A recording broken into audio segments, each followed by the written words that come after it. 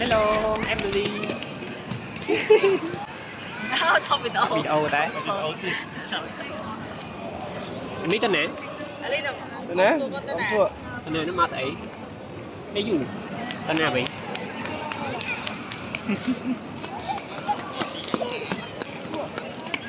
Cái nào nó bây giờ sao?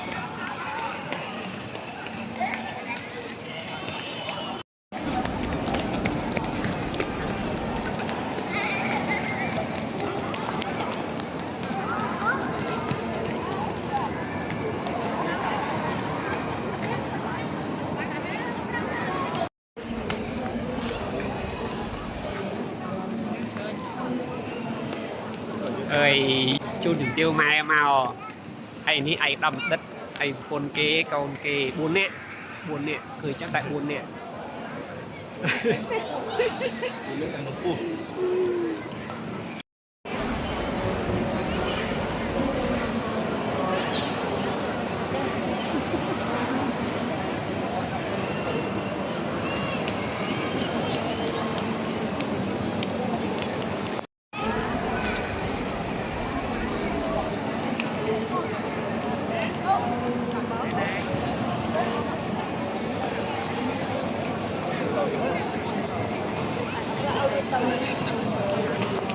mà chuông này thế giờ họ xây cho mà chuông chứ họ xây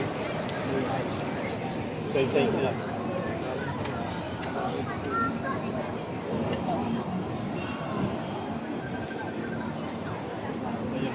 giờ này viết lâu rồi làm biết viên là screen điện về là chơi thật lẹ lẹ ván nhưng mưa khơi camera cái thọt mưa nè lẹ viết không biết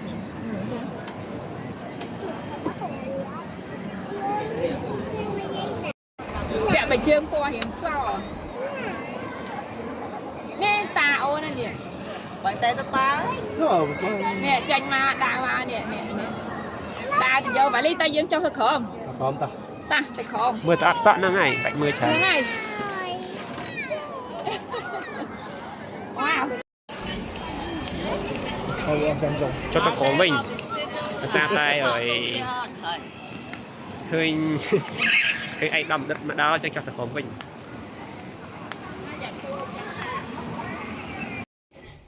ai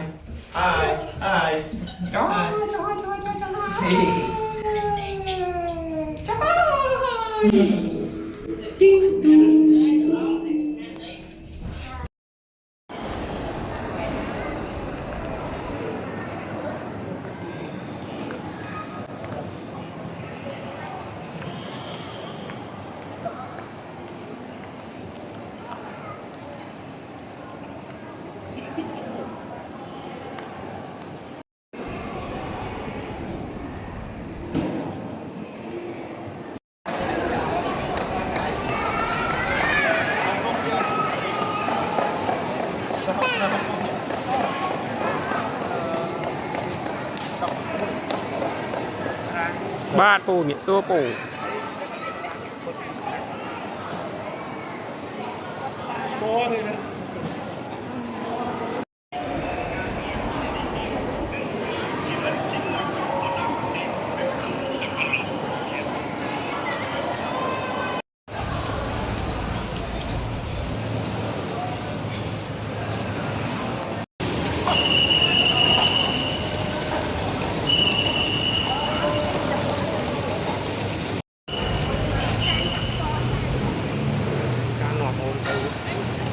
lên ai còn ai tinh nó ta miền bên nhà